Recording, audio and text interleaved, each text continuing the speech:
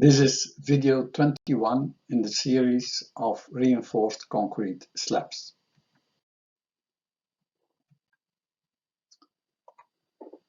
In the method of the yield lines, let's take an example of a square slab of type 4, which means that two adjacent sides are simply supported and two other adjacent sides are fixed.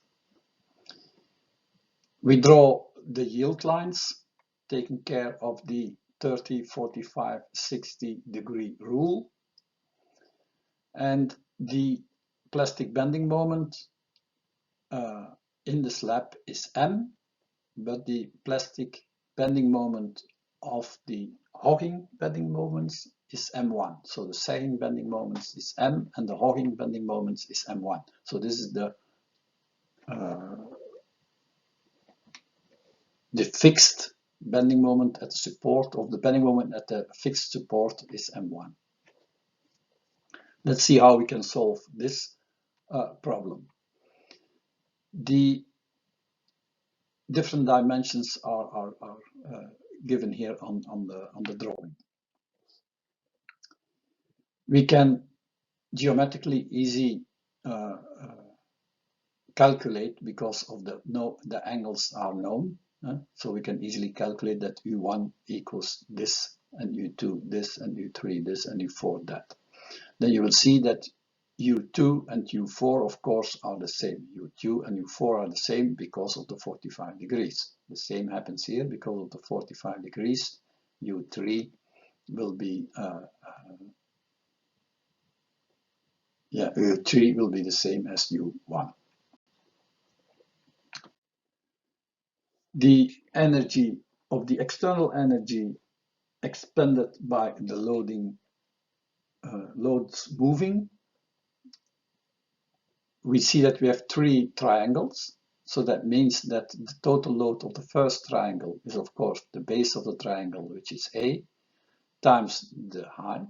It's U1 over 2 divided by 2 for the surface, times Q for the total load. And because it's a triangle, the mean displacement is delta over 3. And for each triangle, we can write this equation, and that's it.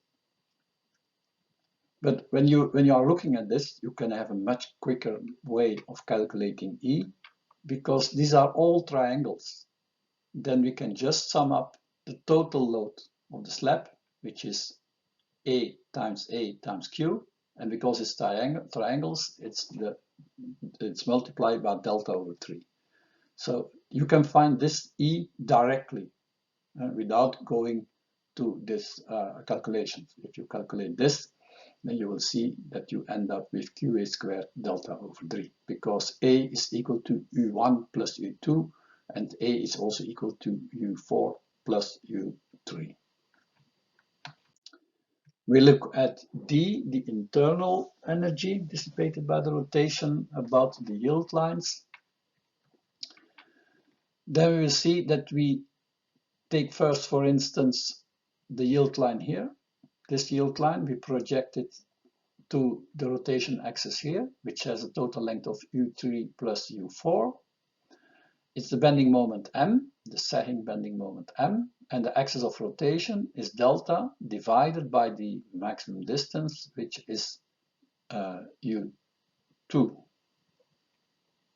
okay, which is this one. Then we can add up the same for that, for this yield line, and we can do the same for this yield line. What's left is the hogging plastic bending moment, and therefore it is M1, not M, it's M1,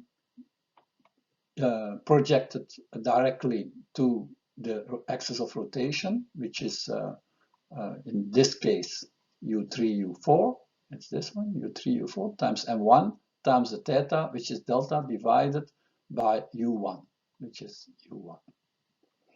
And then the same you can do for this yield line. So that's D. It's quite simple to achieve. We know U1 is equal to U3 and U2 is equal to U4, so we can simplify this. Then we know E is equal to D, and then now you have two variables. You have the bending moment, the hogging bending moment and the sagging bending moment. So you have a lot of solutions, which is normal because it depends on the amount of fixation of the bending moment on this and this side. You can have different solutions. So often we choose that the sagging bending moment is equal to the hogging bending moment, just for having the same reinforcement top and bottom. So if you take M equals M1, then you see that your bending moment is equal to Q8 squared divided by 35. So that means that on top and bottom of the slab is the same bending moment.